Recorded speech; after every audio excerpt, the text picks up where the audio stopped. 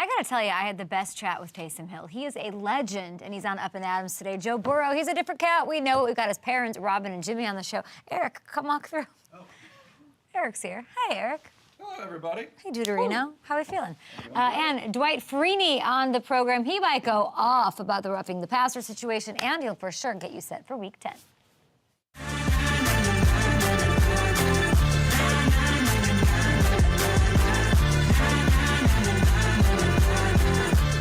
I said it was going to be ugly in hopes that it would surprise me and be pretty, and then we would undersell and over-deliver on my hometown Chicago Bears. But it was about as ugly as we expected it to be. The Bears did pull off a win with Tyson. Why not? 16-13 over Carolina. Former Panther Deontay Foreman punches in the game-winning score, so that was kind of cute. Okay, so here's what the win does. And a lot of people don't understand how the NFL works, the draft, anything. Put my purse down. I just got it here. I'm going to tell you guys what's up. The win increases Chicago's chances of getting the #1 overall pick. Obvi. Why? Well, the Panthers' first round of it they got in the Bryce Young trade has now moved into the top spot. The Giants have also moved up to the 3rd overall pick, while the Bears' own pick now sits at 5th overall. Get it? Got it? Good. Chicago. You idiots. Chicago didn't mess, not you idiots, Chicago, people talking about Chicago like they think that they know what's going on. Chicago didn't mess this up. And of course, there's a lot to be determined, but if they do land the coveted #1 overall pick, this will be the game that we will come back to. I can already see it now. It's like, I don't know, 2028, and those NFL aggregator accounts that know and love our show, which I love, they're going to tweet a highlight from this game like, remember when Tyson Bagent got the Bears, Caleb Williams, like, you know, like he's got the hat on backwards in the post game, like everybody's making fun of this. Like that's what it's going to be. So that's really all that I can say about this. We're 2 minutes into the show and we're done with the Thursday night matchup. We're done. Our parlay didn't hit. I don't want to talk about it. So we're going to move on to bigger and better things like Week 10 and some big matchups that we do have to get to and want to get to. The Bengals, they've won a bunch straight. They want to keep it going. They are at Paycor, best place to take in a game in the NFL. They're there once again, and they're taking on a team that's on the ups, a team with D'Amico Ryans, a team that wants to run through a wall, prove some things to themselves. C.J. Stroud is making his return to Ohio after a record-breaking week, actually. So the focus for Cincinnati, they're trying to keep momentum going, build some more momentum, and keep winning to be in the thick of the race in the AFC North. Joe Burrow was also asked about the big picture and if winning an MVP is something he has his sights set on, and here he is. Yeah, eventually it's tough to, everything has to go right for you to win that award. You usually have to have the best record. A lot of things play into it, so I'd like to win one eventually, but it's not #1 on my list for sure. We're talking to Joe Burrow's parents here in a little bit. Jimmy and Robin will be on the show. I asked him if he was ever the kind of guy that breaks curfew, shows up late, because it was revealed that he goes to bed at like 8 p.m. like I do. I literally was in bed at 8 p.m. and I was like, guess I'll wake up as Joe Burrow tomorrow, no big deal. And they said, no, he never snuck out. He was just like the sweetest little kid ever. And he is, and he's killing it, and he's so meaningful to this team and the entire complexion of the AFC. And while everything certainly hasn't gone right or broken right for the Bengals this year, I almost wonder if that helps his case. This team was 1-3 with him not at full strength. And with a healthy Joe, they really do look like the best team in the NFL. So when you look at the facts, the way the season's played out, the drama, the narratives, it's hard to argue that any other quarterback is more valuable to their team's success than that dude with the little spiral here, which I hate. I love everything about him but this thing. So I cut it off. A healthy Joe. That's what the most meaningful guy to the game. And we look at the current MVP odds, because we like to dabble and have some fun over at FanDuel Sportsbook from time and time again. It's kind of interesting because he's climbed up to 5th, okay?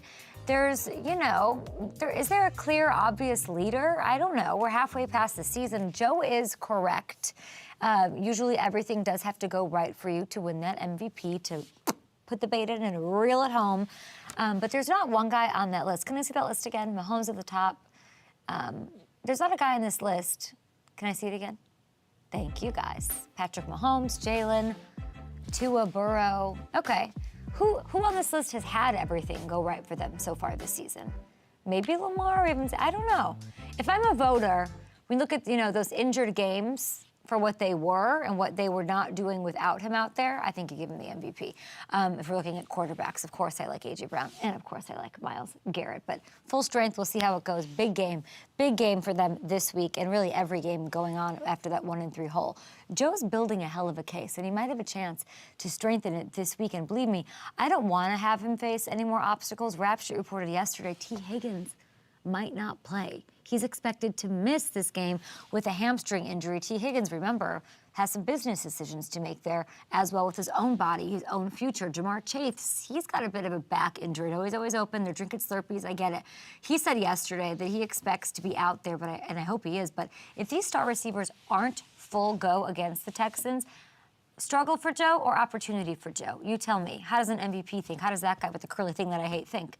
If he goes out there and crushes it again, was that like a laugh cough? Yeah, a little bit. Like this? No, it's like curled. Oh, we got like a little twist? Yeah. No, that's little God, pig that is not it. That is not a who did it better. I look like a scarecrow. If he goes out there, I mean, who scored a touchdown last week? Drew Sample went out there and scored. Come on, Irv Smith, Trenton Irwin. I know the Bengals love Yoshi Voss. Let's go Yoshi. Let's get Yoshi trending, people. Yoshi! Yoshi Voss, they want everyone in Cincinnati. I'm not there. Everybody wants him to have. You can't walk to the bathroom at Jeff Ruby's without people talking to you, not about steaks and stuff. They're talking to you about Yoshi Voss, okay? If he connects with those guys, that will only increase and sort of solidify and add fuel to his MVP case. All right, let's see. I don't want to call. Am I sick or something? What's going on? We have Taysom Hill on the show. Oh my God, I could have talked to Taysom Hill for 30 minutes. Loved talking to Taysom Hill. We recorded it yesterday. We're bringing it to you basically in full. All of it will be on YouTube later at Up and Adam Show. It was like talking to a quarterback. I felt like I was doing a Netflix documentary about like his life. I thought that I don't even know. Like he should be in quarterback. He should be a coach. All the things about Taysom Hill. Big matchup against Minnesota. But there's another game with big playoff implications in what we're talking about. And there's a lot of like stuff between these two. Saints taking on the Vikings. They're both sitting there with an even record. They're both 5-4. So I want to focus on the Viking side since we will talk to Taysom a little bit later. A lot of people looked at the Achilles injury with Kirk Cousins as the end of the season is here. Can't do it. But Josh Dobbs has given the team a spark. Everyone's rallying. The fan base, NFL fans, all excited about it. So while Cousins, of course, won't play again this season, Dobbs sort of revealed this week how much Kirk is still there. He's present. He's invested in his squad's success, and he's helping Josh play the best football. It's been great to have him as a resource. He's been awesome. You know, first thing he said is, like, if you need anything, want to know more about the offense, whatever you need, don't hesitate to call, text him. And he's been in our meetings. So just being able to bounce ideas off of him, ask him how he sees different plays that we're installing, it's been, awesome, and I'll continue to use him as a resource. Don't forget that on our show, Deebo Samuel played against him, said he's got what it takes. Deebo Samuel is saying that. Deebo Samuel does not just give out compliments, especially to other players, especially to players that are not on his team. No. Taylor Lewan jumped onto our show on Monday and said, I know him pretty well. He's got what it takes. He's got it up here.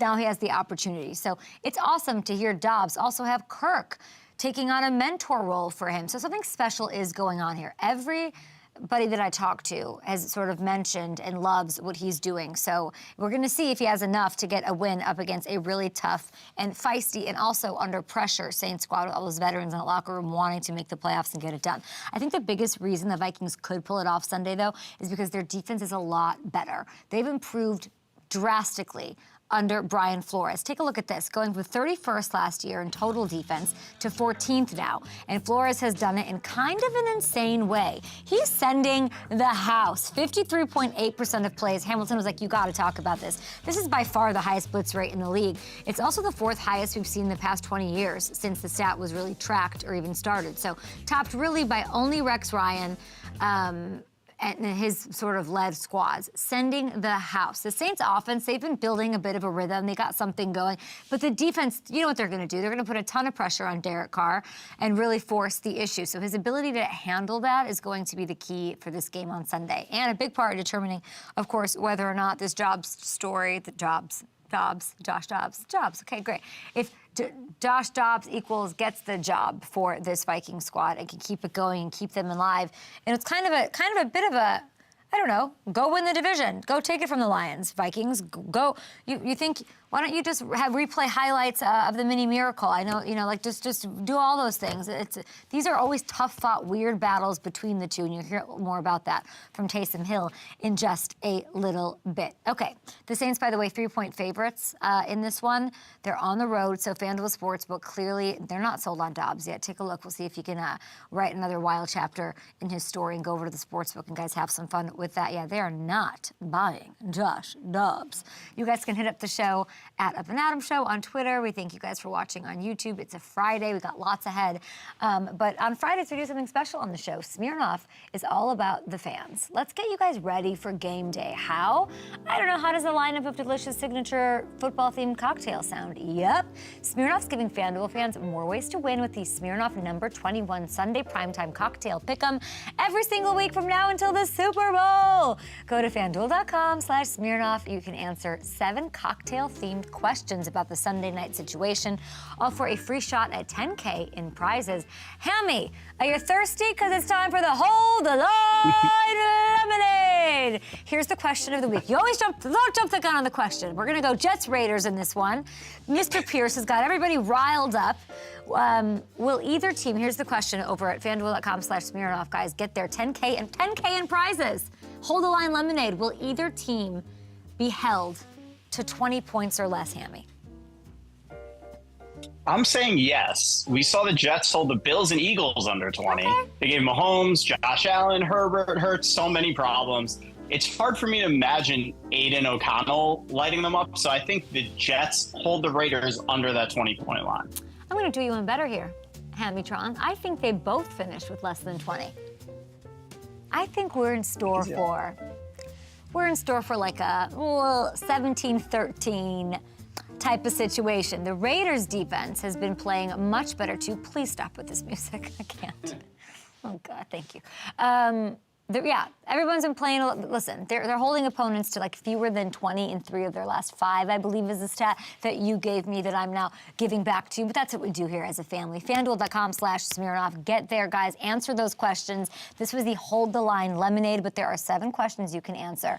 And then it's all about the fan experience, not to mention the recipes for these cocktails, which are absolutely amazing. We got the Burrows. We talked about the MVP case. We're just warming up for his parents. We're sucking up to Jimmy and Robin, who are coming on the show. They're here. They're here to talk about. Remember when I said no? Don't do this? Nope. Okay, let's get out of here. We'll be back.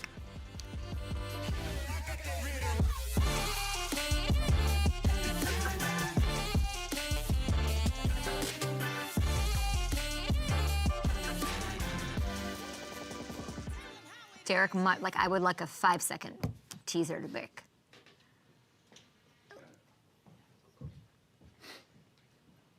Yeah, okay, good.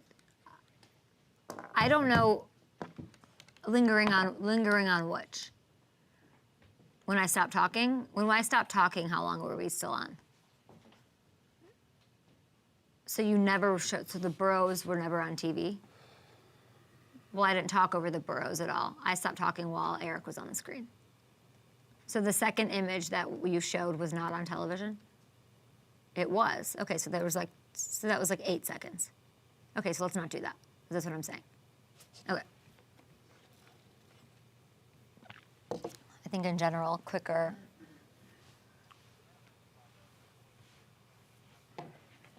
No, I don't think it's bad. I'm making a change. A little switch. We were able to Sir. P-roll for what you sent me in the email, so we're good. Did that make sense? Did you read it over and make sure it was like? I kind of just did it very quickly, but I think it should be good. I think it should be good. Well, it should be. I don't know how he does that curl. Is it natural? Is it? We should have asked about the hair. Well, if he has somebody that's dressing him, he has to have somebody that's doing that hair, right? Got I some don't of know if up. he has someone dressing He him. pays attention to every detail of his life. Great question. What was the Thielen stat line from last night, Eric? The Thielen what? The Thielen stat line. Oh, the stat How far line. were we? No tutties. I think we got to fire Gronk. Let me look up Adam Thielen I here. think Gronk's going to get fired from parlays. 42. And what was the line? What was the prop that he picked? 60. Yeah. 10 targets. And then DJ didn't get a touch. Oh, yeah. What? We missed out on a couple of them, right? No, really? Did we really? No, we didn't go over 4. Ham, are you there?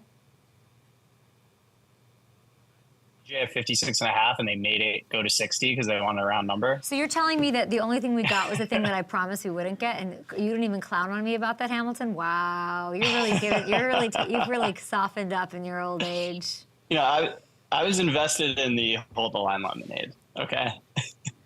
I can't believe I didn't want to that. distract from. I cannot Yeah. believe it. How about some love Yeah. for Yoshi, everybody? Give some love for Yoshi Voss. I think we're going to see a big game. Did you say he Ready was for it. trending? Was he trending? He was trending. Half of it was something to do with K-pop, but half of it was Bengals guys. K-Makers, round 1. How about Ramondre Stevenson? Another international game. He's eating schnitzel over there in Germany. He's got the Colts on the menu after. Okay, the Colts have allowed the most rushing touchdowns in the NFL over the last 5 weeks. Easy peasy. Round 2, ding ding. Aaron Jones against the Steelers. Okay, we saw him get his workload. Can I hear a little attaboy? Attaboy! Attaboy!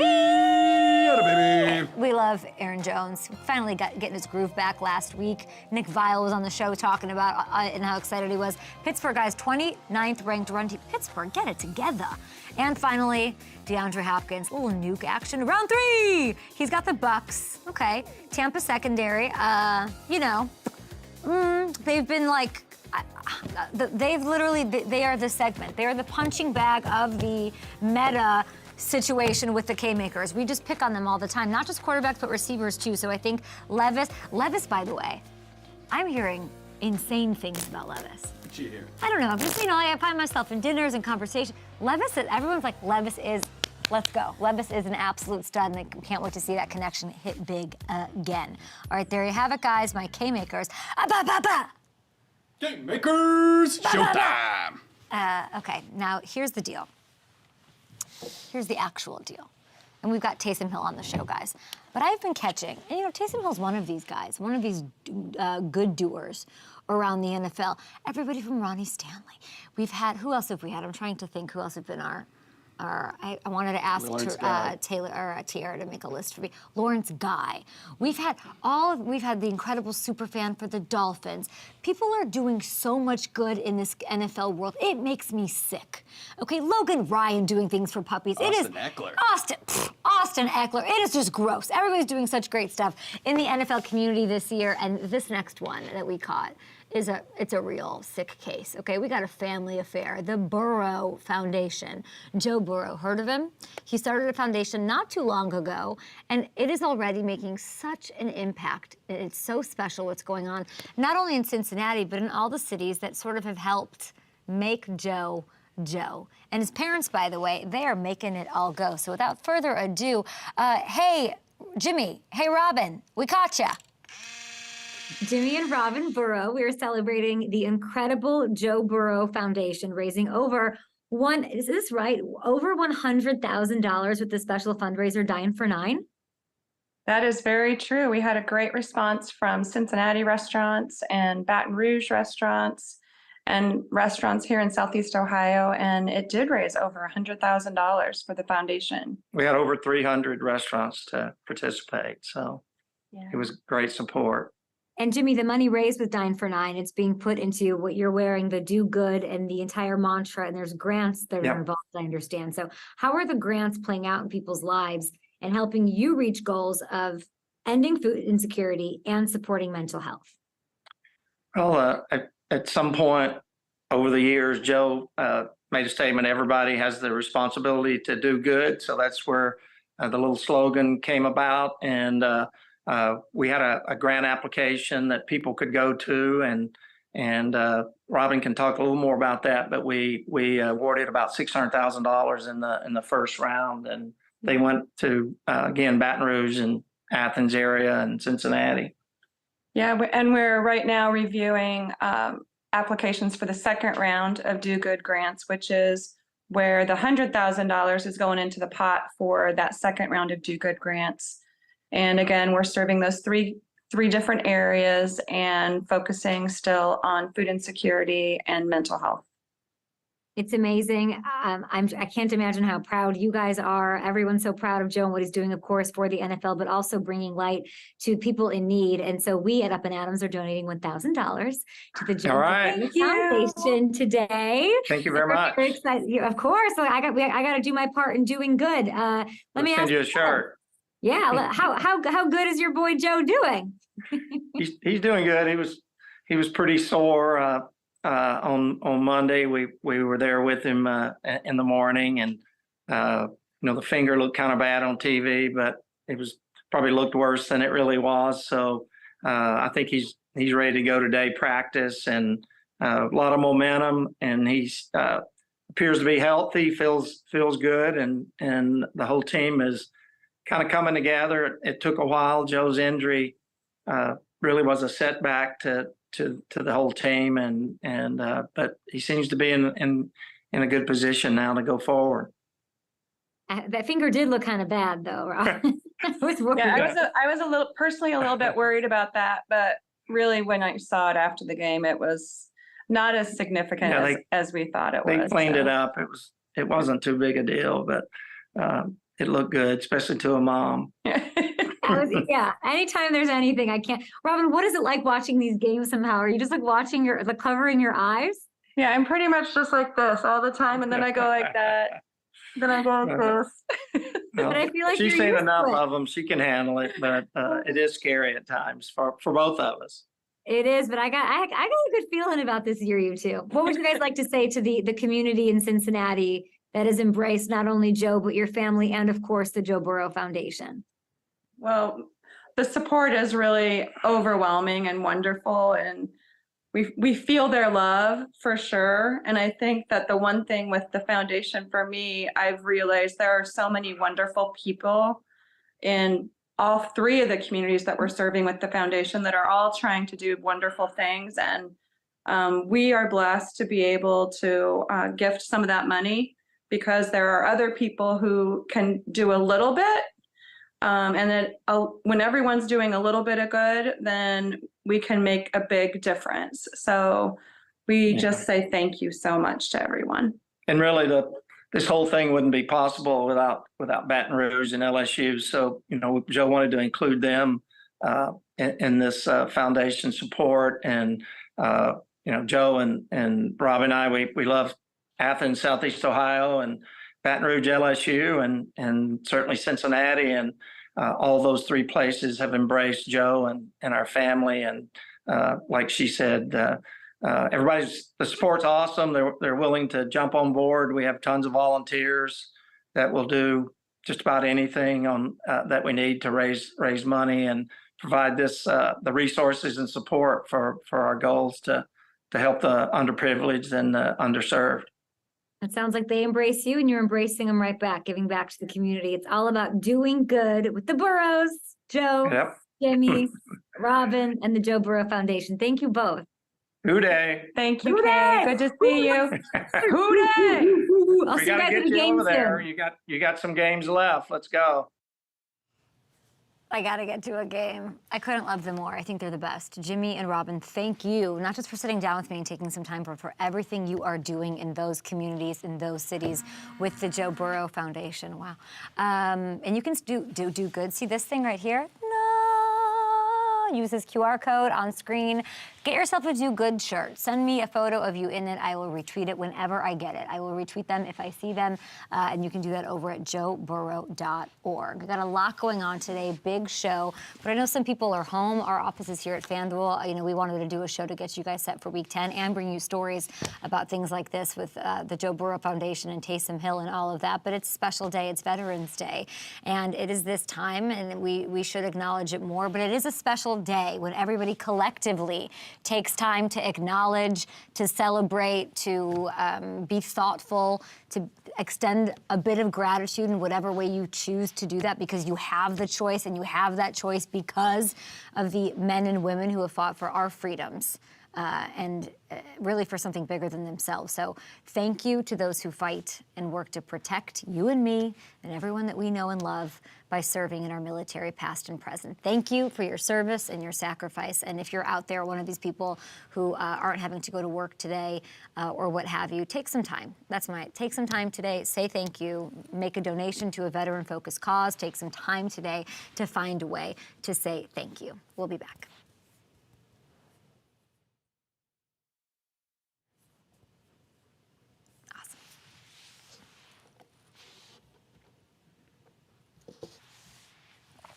I love those Burrows.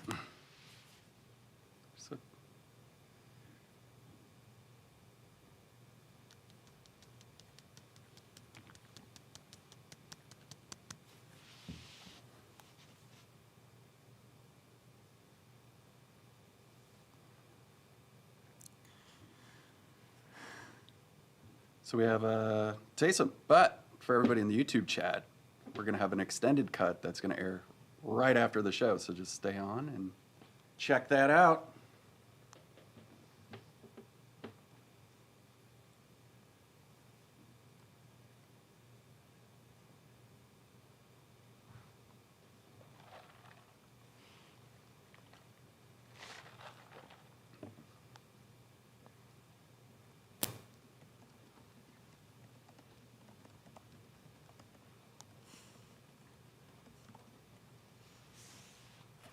I forgot I was on.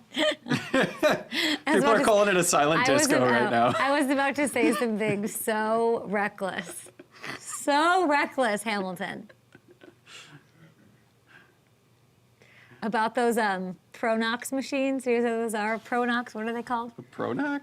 No, like, you know, can you go to the dentist and have that it's a Pronox machine. You and the dentist. I love the No dentist. one knows what that's called. What? Oh. The We gotta say yeah. that. I thought you were going to say, is there like a condition or like a disease of somebody who like loves going to the dentist? I love the dentist. I love going. Pronox, 50-50 blend of nitrous oxide and oxygen. Yeah. That's what's up. I'll go to that party. That's the stuff. Nitrous oxide and what? And oxygen. They got to keep you breathing while you're tripping Yeah, out, you know? That's just where it's at. But don't you ever think like really wealthy people don't they just like have those in their house? Oh, Because it's gotta cost like $100,000, and you have to have like insurance. not I'm even sure. wealthy people. Go to a party in the valley. No, They I just know. have I'm them not in talking about, balloons, you know? Like, calm down. You know what I'm saying? Though, like I feel like to be like the adult Richie Rich, I just would do life so differently.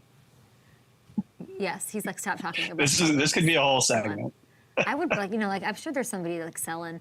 I remember right when the pandemic happened in New York, there was somebody like selling all that kind of stuff out of their trunk of their car, and that's how I got my Pronox machine. Kidding. Dear diary. No. Okay, What a commercial break. There we go. That's what I have hidden behind the podium, actually. Hamilton, you know I can't hear you. 2, 1. All right, Derek Carr sure seems happy after that touchdown pass, but it wasn't coming from him. No. It was coming from his partner in crime and teammate Taysom Hill, who's a weapon and a legend. Listen to this. I just can't believe he was undrafted. He's undrafted, you know, from that to being added by the Packers to then being picked up by Sean Payton to be like the most impressive, versatile, unique weapon ever, to having his gear hung up in the Pro Football Hall of Fame in Canton. Taysom Hill, he's had a pretty unique journey to the NFL, one that he owns, one that I don't think is his whole story. I don't think he's convinced that's all he is. It's a very interesting sit down that I had. And yes, and he's very grateful to his coaches for everything, but please listen to my nice, really, probably one of my favorite interviews I've ever done here with Taysom Hill.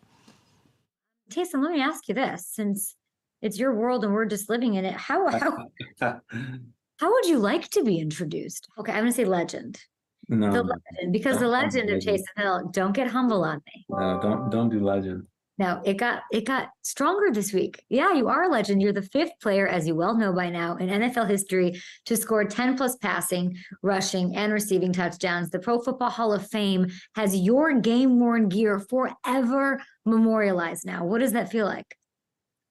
You know, I guess I'm not that old, but I feel like I am getting older. I'm a dad of two, and I feel like there are moments where I get a little nostalgic, and I feel like when I start to hear things like that, I think back to how it all started, and my overall like feeling this week has been just gratitude. I never anticipated that my NFL career would go the way that it did, but um, man, there were a lot of things that needed to happen for me to be where I'm at. And I'm grateful for, this organization. I'm grateful for Sean and Mike and, DA and Pete, the list goes on and on. But it's really just gratitude. You're thankful for Sean, and I heard you at the podium talking about that in DA. And shouldn't you be like, how much credit does Max McCaffrey get? Yeah, Max was my guy. Taysom, we got to tell everybody this story. Okay. You were not drafted. You were not drafted. It is the craziest thing. And then Sean Payton is watching a wide receiver named Max McCaffrey, who was signed to the Green Bay Packers, who gave you a home, which also did just, you got to give them some love. They brought you in, and he's watching for a receiver, but he's like, who is this quarterback throwing him the ball? Is that how it went? Look, I had 4 season-ending injuries in college, and so my expectation coming out of college was, man, I'm just hoping to get an opportunity, and Green Bay did that for me. And again, Sean is one of those guys that, man, he sees something and he likes it, and he created a lot of opportunities for me. So I really wouldn't be here with a lot of people, but in particular, Sean. Taysom, how did you think it was going to go? I like that you said that you're like, it's not how I expected it to go. What did you dream would happen? I mean, I played quarterback my entire career, so I played quarterback at BYU. That was the expectation. I felt like I had done some good things, in Green Bay, and then had an opportunity here in New Orleans. And, I had an incredibly unique opportunity to learn from Drew. And I felt like Drew was a guy that, he took me under his wing, and he's like a brother to me. And so as I kind of forecasted my career, I guess I couldn't have drawn it up any better, aside from I was hoping that I'd always get an opportunity to play quarterback in this league, so that was the hope and, what I was working towards, and now we're here. Have you reconciled that, or do you still hold out hope? I mean, your story's not older. Stop calling yourself an old guy. I don't like this. No, look, I think I understand the nature of this league, and I realize you got to take advantage of every opportunity. So I haven't ruled anything out, but I think the nature of where I'm at right now, I have to allocate time properly, what I'm going to be doing. So that's really the challenge right now. I know you want to play quarterback. No thought of like getting out there at safety for you? Hey, whatever. I know that there have been a few opportunities where, maybe we went into a game with being a little bit light at linebacker, and there we go. At one point, the coaches came up to me and said, hey, if something happens to so-and-so, be ready. And it never happened. But, we'll see. Would you have embraced that? Oh my God. Sure. I was joking. No, I mean, for sure. Look, it's like one of those things, like, what do I have to lose? It's like, go set an edge, or, maybe I can go rush the passer at some point. But we'll see. Okay, you're like, Cam Jordan, DeMario, take a breather. I got this. Let's talk a little bit about this Saints team as a whole. You play a role on all sides, maybe even defense one day, who knows? But this squad is number one, top spot in the NFC South. You love to see it. This is for the first time since week 17, way back in 2020. There have been ups and downs. I don't know if we've seen like the true identity of this team shine through. What is this team made of? Yeah, I think this team has been through a lot the last few years, and having been here for 7 years, I've seen a lot of change. And as I look back through the last couple of years, I feel like it's a team that has great leadership. It's a team that's been through a lot, and I would say resilient. It's a team that hasn't gotten down. It's a team that is willing to put their head down and do the work. And that's why we've been successful as of late. And speaking of ups and downs and resiliency, this matchup, I don't even want to say the name of the team, rhymes with Schminny Schmiracle. There have been some, I mean, Taysom, I know Stefan's not there anymore, but there have been some, and I back the Saints, so I sort of know this a little bit. There's been some tough battles against Minnesota. What do you think about when you see that logo? Yeah, there's a lot of history there, but overall, I respect the program, so much. It's a great football team, but to your point, they've ended a few seasons too early for us over the years, and but I think as you get ready for this week of preparation, it's a game that you have to be ready for, and it's a great football team. I was talking to DeMario earlier this week, and Cam Jordan was on my show a couple of weeks ago. And I was telling Cam, like, I think this is the best defense you've ever had and been a part of it. Here's these statistics. And he's like, okay, I don't care. I don't care. I just want to ring. And he's said this to me for 6 years in a row. What is the pressure different? Because, you guys have some young cats, but you have a lot of veterans on this team as well. What's the pressure level like, really? Look, there's been no secret about Cam's mindset, DeMario's mindset, and where they're at in their career. And, I love those guys and how they lead. And I would say that same pressure that I felt as a young player playing with Drew offensively, I feel that today. I feel that for Cam. I feel that for DeMario. I feel that, frankly, for myself. And, there's just things you can't replicate. And, we're all trying to recreate some of those teams that we've been a part of here and ultimately, get to the Super Bowl. I read somewhere that Derek said he expected you to be like an angry meathead or something. Derek? I thought he was just going to be some meathead, just tough, which he is tough. Angry, all the time in the game. Taysom is Taysom all the time. Did you not see that? I haven't seen that. Just because of your violent running style and all of that, but then he was saying that he pleasantly found out that you're like the best teammate ever, kind, smiling, and whatever. You two get along pretty well? Derek's been great. Amazing. Derek has been really good.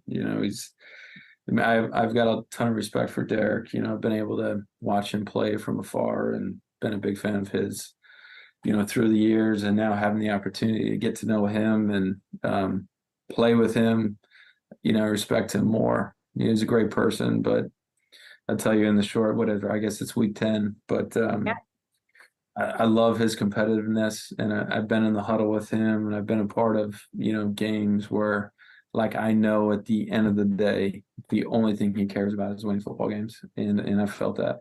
Look, it's not easy to win in our league.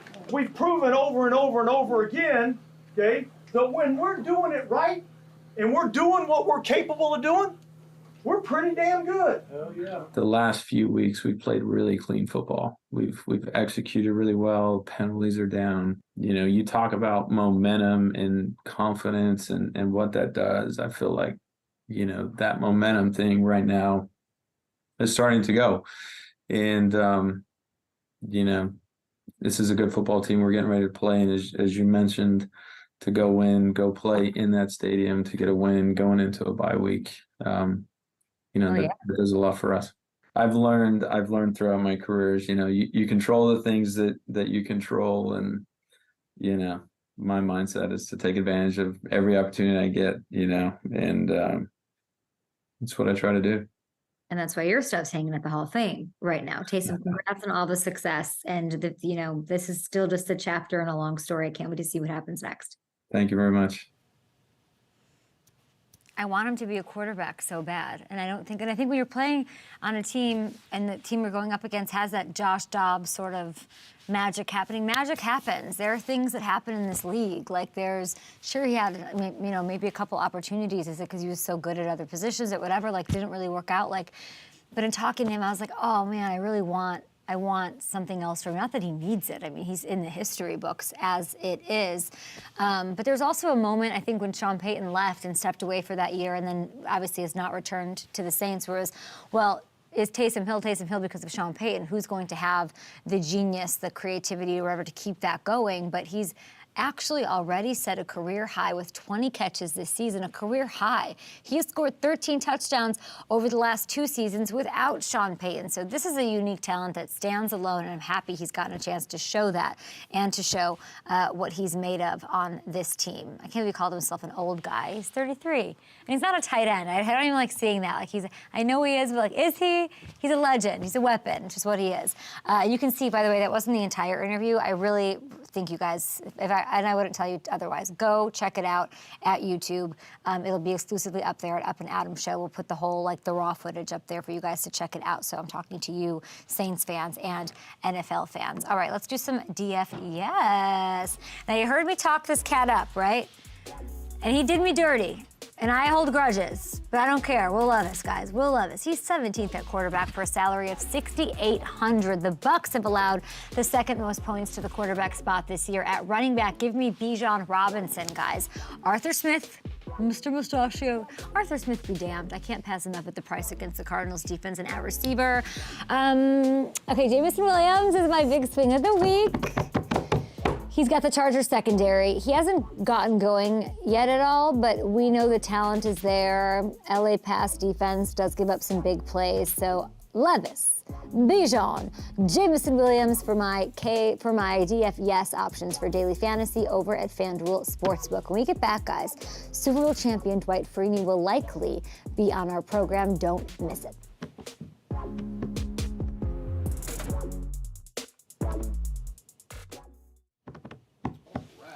Can I get Don in here?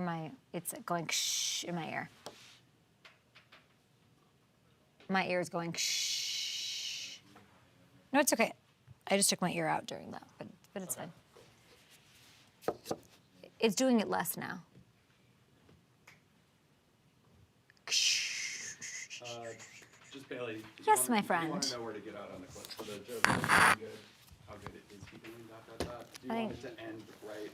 Joe, yeah. Well, what are the other bites? Are we putting that out in full? We should. Yeah, but he wants to Okay. know where to get out. Do we get out after they get done talking about what the update on the finger injury, or go into the mom watching games where she's like covering I think her mom eyes? watching games. Okay, so keep it on.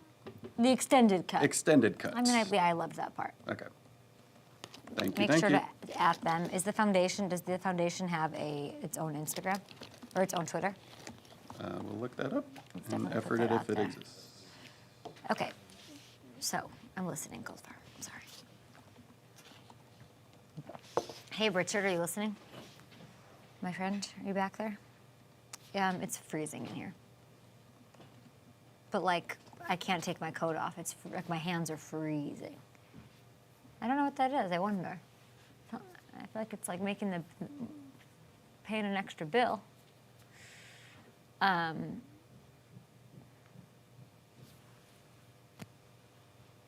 He was so great last time. I love Dwight. Okay. Okay. All right.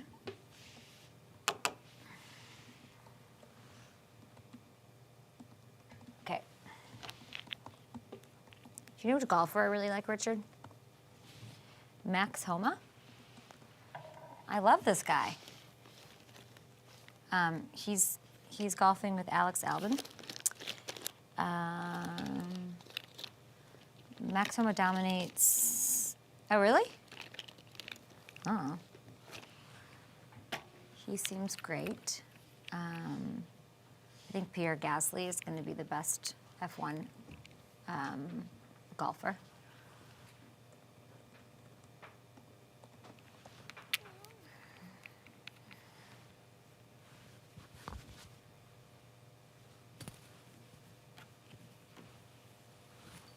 This race isn't until 10 p.m., you guys, on Saturday. I'm in bed at 8. I don't know what I'm going to do. Okay. Let's do it, Dwight Freeney! Are you taking Lamar or Joe? Well, I'm taking down Lamar, but I'll take Joe right now as far as who's got the nod over the other. Lamar Jackson is currently the better quarterback. He's throwing the ball better than he ever has. Here's the difference between Josh Dobbs and everybody else. He's got a chip on his shoulder, and he's an astrophysicist. He's got it. I think he's got it. Sometimes I feel like you don't like talking about other receivers. Hey, I don't know. I think it more so depends on how I feel when I wake up. So you're rooting for Devontae to get a ring and not Aaron. Yeah, I Aaron like has that. one. A lot of people say he should have had 2. Well, or 3. or 4. I generally or 5. blame Aaron Rodgers for that. Drew was so great for us, but that was the old regime. We had great then, and we achieving greatness now. Are you sad Coach Lou's going to leave you after this year? Man, don't talk like that. Lou's going to be with me forever. You have to call a team meeting. You say, not another nice word about Coach Lou. Words are powerful, Kate. You got to give my man his flowers and just hope that it works out in your favor. My dream, I've been saying for the last 10 years, is if Happy Gilmore 2 came out, I have to find a way to get a cameo or an appearance in Happy Gilmore 2. Shooter McGavin. Shooter McGavin. You could be. Is that what you, okay. Let's see. That's a good shooter. No. Dwight Freeney, his patented spin move. Good night. Drag down Dwight Freeney. Freeney gets another sack. Wow! We had an incredible week here on the show, amazing guests, and we are ending this week, going into the double digits, going into week 10 action with a very special guest who crushed it last time he was on our show. Let's welcome in a defensive end who was a 3-time All-Pro, 7-time Pro Bowler, 16 seasons in the NFL, 11 with Indianapolis, one of the best pass rushers of all time, Super Bowl champion Dwight Freeney. How are you? I'm doing good, Kay. What's happening with you? You doing all right? I'm doing great. I'm not as great as you. Listen, nobody's retiring my jersey anywhere. Let's talk about this. Congratulations. You got to get a jersey first. You got to get a jersey first, then we can retire. Congrats. No, absolutely, but thank you. I You were appreciate honored. If anybody out there doesn't know, your alma mater, Syracuse, and as part of your induction into the College Football Hall of Fame, and congratulations, yes, there was a bit of a surprise announcement. They're retiring your jersey. What does that feel like? I mean, it's absolutely awesome. I mean, this is things that you don't even think about. You go out there, you play a game, you play it to whatever level you want to play it at. Then you retire or you go on, and then all of a sudden they surprise you with these types of things. Now, Syracuse retiring my jersey, I mean, they don't do that often. All right. Yeah. So that meant so much to me and my family and everybody who helped me get there. Now, in your senior year, I love these pictures, amazing. You were an All-American, you had 17 and a half sacks, you were 9th in Heisman voting.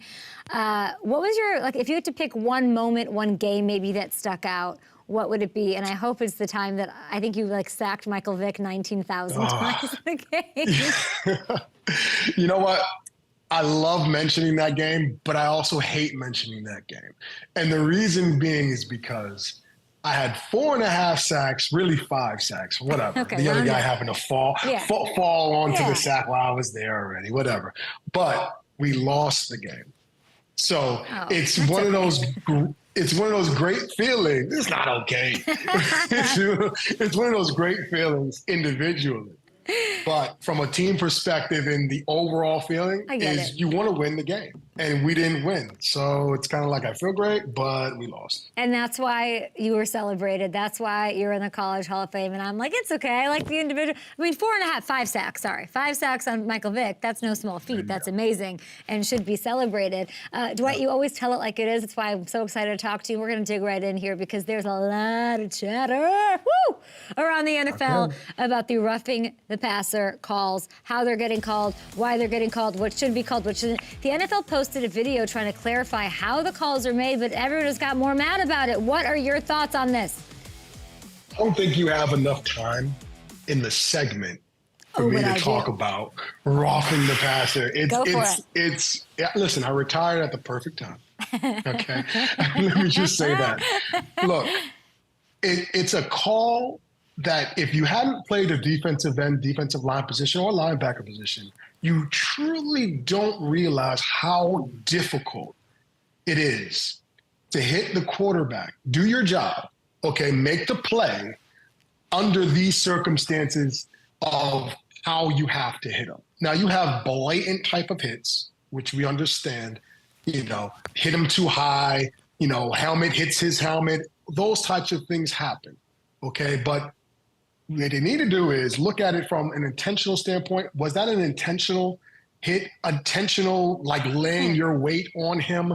Those types of things have to come into play. It needs to be reviewable because guys are just going out there doing their job. You have a 350-pound offensive lineman blocking you. You have to be going full speed around the corner, and then you're getting to a guy who does not want to be hit. The quarterback doesn't want to be hit.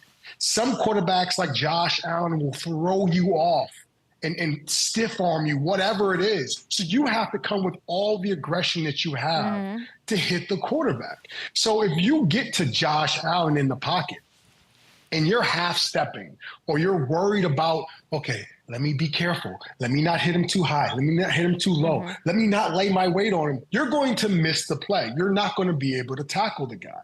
Okay? This is not like he's just saying, hey, tackle me, please. Like, when you see Tom Brady's going to fall before you get there 9 times out of 10. 100%. He doesn't want to get hit, right? He's an older guy. Older guys don't want to. But the younger guys, they're trying to move out of that pocket. Yeah. Those guys have pads too. So you have to find a way to, I guess, call the game. And it's a tough job for the refs. I understand, because those rules that they have, it's kind of like, don't put your weight on the quarterback when you take him down. How can you not do that? You're going full speed. It's like full weight too. I think it's interesting that you have compassion for the refs here, and you should, because it's got to be. They're going full speed. It has to be hard for them to see what's going on, and they're told it's a point of emphasis, right? So they're calling it, but it's hard to judge. I think making it reviewable is the move. It has to be reviewable. I get it. It's going to slow down the game. But truth be told, things happen too fast. And guys have jobs to do. And it's not just the quarterback out there, just the only guy that matters, the only guy that has a job, the only guy that has a family, the only guy. It's everybody across the line has a job to do. So, yes, the refs have to call it based on the letter of the law, right, because they want to keep their job, right? But the players – listen, we have to keep our job. So if we go around that corner and we're trying to make a play and we straight up whiff, or the quarterback throws us off, or, God forbid we get hurt trying to prevent myself from hitting the quarterback and all of a sudden something else happens, it's on me now. It just needs to be reviewable. Okay. I understand it. It's the intent should be factored in. You want to protect the quarterback. I get it. But what, can you tell intent? Should we just be strapping these guys to a lie detector test after the game and see what they were thinking? Because you got to be honest, we do have to protect the quarterback. How do you protect the quarterback in this? Because you were putting your full weight on some of these QBs back in the day, Dwight. Don't lie to me. Look, first of all, absolutely, without question, I wanted the quarterback to break my fall. Why does he get more protection than I do? Wow. I got 350 guy here. I got another guy who's 280-pound tight end or guard or whatever it is, getting double teamed. By the time I get to the quarterback, I need a little relief. Guess what? I might have to fall on him. I'm just saying it happens. But the thing is, you're not intentionally trying to hurt the guy. Okay, but you're getting there. You have to get there aggressively. No different than any other position that goes. No one else gets those protections. And I get it. The league, they want to protect the quarterback because the quarterback is driving our game right now. So I understand that. But there has to be a line that we can't cross where it's like, okay, look, protect the quarterback, but keep the integrity of the game. Okay, guys have to be able to play aggressively because this is a violent game. Yeah. However you want to shape it and make it look great with a little bow on it, you can do all of that stuff. It's a violent game, all right? Controlled violence. And when you get to the quarterback, you want to hit him. And you got to hit him pretty hard to get some of those guys down. I think, yeah, the review versus the full speed is what is the solution. Unless we're saying, let's just take away power from the quarterback so they can get hit and nobody else cares because they got pads too. And I'm fine with that too. A little distribute the weight and importance of the other guys, as you would be a big fan of. Another thing going on in the NFL right now are everyone's really calling out the fines. J.J. Watt, very vocal about ridiculous, absurd fines for players for ridiculous, absurd things. Do you agree with J.J.? Were you ever hit with any fines that you thought were crazy? I mean, yeah, I was hit by a few fines talking to the refs. I mean, talking about the refs after the game, okay? Look, fines are going to happen. They're part of our game. They're internal. They're external. It just is what it is. You know, you just have to go out and play the game, and hopefully, God willing, you don't get a letter in your locker on a Monday or a Tuesday stating that you got fined for hitting the quarterback too hard, or you got fined for this hit, that hit. It just is what it is. I don't know how you prevent that. Well said. I want to ask you about Myles Garrett. He was on our show this week. Yeah. He's so fun to talk to and so insightful, and he's really having like one of his best seasons. He's taunting a lineman with crossover taunts. He's leaping over the line to block field goal. He's doing it all. TJ Watt, Micah Parsons, Max Crosby, they're also playing really well. Is Myles Garrett, in Dwight Freeney's opinion, the best pass rusher in the NFL right now? Absolutely, hands down. Now, Micah is right there, for sure. TJ's right there, for sure. But Myles Garrett, when I see him, you know, it looks like a bigger version of kind of he's like a bigger version of me. He can throw guys around. He can move to the other side. He's going to the side, very similar to what Micah is doing. But I think just because you got a guy who's blocking field goals, completely taking over the game, the way that he does, everybody knows he's coming. It's not like they have a huge blitz scheme in Cleveland. Mm-hmm. You know, they don't blitz all the time. Now, Micah's a beast. I love Micah's game. They do, and I know, you know, what they do over there for the most part. You know, they do like to blitz, have different blitz packages for the most part, and have him freed up different ways. That doesn't take anything away from him. He's still a beast. Mm-hmm. But Myles, they have more front four down linemen, pass rush, go get it, and he goes and destroys. He's awesome. No TJ Watt mention? No, I love TJ Watt.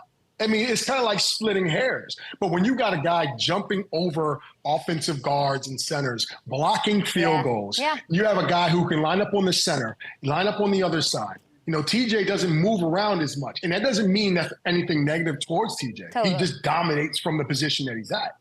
But, yo, Myles is just, I don't know. He could be MVP. We'll see. He's got Lamar Jackson, who he sacked 4 times, or you know, we'll round up to 5 for him, too, I think, in his career, and see if they can pull it out. We've got a lot of fun pass rush stuff going on. We got Chase Young joining his former teammate and Nick Bosa. They're trying to bring that defense back and help take some pressure off the secondary. Dwight, we appreciate you so much for coming on the show and letting us know about how much you hate roughing the passer. Oh, my God. Thank you for having me on. You're the best. I love you. Thank you. I love you too. Thanks, Dwight. We'll talk to you. And we'll talk to everybody next week to kick off and, of course, recap what goes on.